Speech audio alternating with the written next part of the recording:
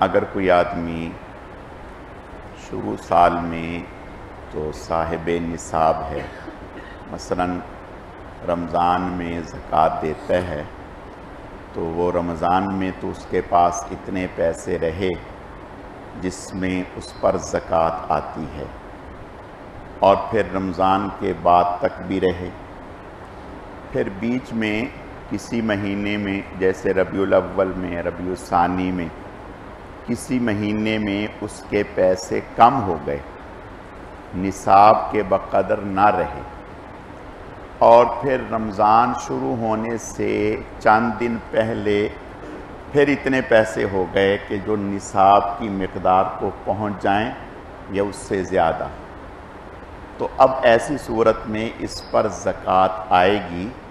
بیچ میں جو تھوڑا کم ہوا ہے اس کا اعتبار نہیں ہوگا۔ اور اگر ایسا ہوا کہ شروع سال میں جیسے رمضان میں اس کے پاس پیسے پورے رہے، پورا سال رہے، شعبان میں آ کر یعنی رمضان سے پہلے اس کے پاس پیسے کم ہو گئے، اتنے نہ رہے جو نصاب کی مقدار کو پہنچتے ہیں، تو ایسی صورت میں اس پر زکوٰۃ نہیں آئے گی۔ اور اگر شروع سال میں یعنی رمضان میں تو اس کے پاس پیسے پورے رہے، اتنے کہ جس پر زکوٰۃ آتی ہے، پھر درمیان سال میں بالکل ختم ہو گئے، یعنی ایک پیسہ پائی بھی نہیں بچا، بالکل ختم ہو گئے، اور پھر دوبارہ سے آ گئے، تو ایسی صورت میں اب رمضان میں اس پر زکوٰۃ نہیں ہوگی، اس لیے کہ جب اس کے پاس پیسے ختم ہو گئے، اب دوبارہ آئے تو دوبارہ سے جس تاریخ کو اس پر پیسے آئے اس کا وقت شروع ہو جائے گا، سال شروع ہو جائے گا۔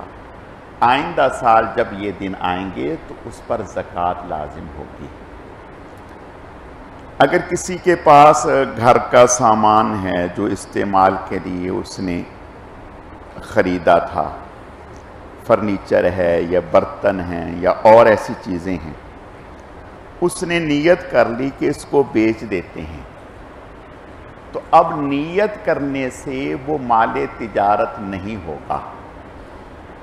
جب اس نے اس کو بیچنا شروع کر دیا تو اب وہ سامان تجارت شمار ہوگا۔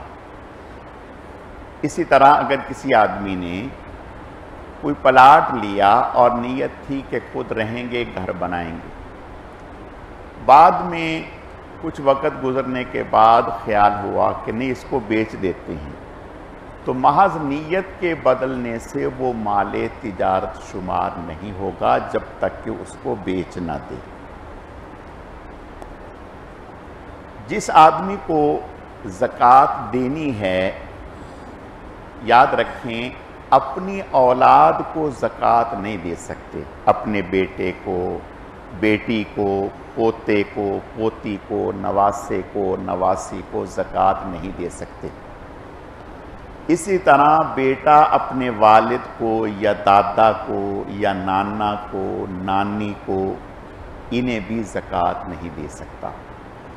شوہر اپنی بیوی کو، بیوی اپنے شوہر کو زکوٰۃ نہیں دے سکتے۔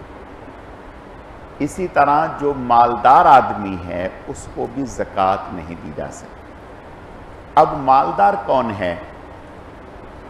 شریعت یہ کہتی ہے کہ اگر کوئی آدمی ایسا ہے کہ جس کے پاس 52.5 تولہ چاندی کی مالیت کے بقدر مال ہے، اس کی ضروریات سے ہٹ کر، تو ایسا شخص مالدار ہے، اس کو زکوٰۃ نہیں دی جا سکتی۔ اور اگر کسی کے پاس اس کی ضروریات سے ہٹ کر، اب ضروریات میں کیا کیا چیزیں شامل ہیں؟ گھر ہے، اس کی گاڑی ہے، فریج ہے، پنکھے ہیں، بستر ہیں، گرمی سردی کے کپڑے ہیں، استعمال کے برتن ہیں، یہ اس کی ضروریات زندگی ہیں۔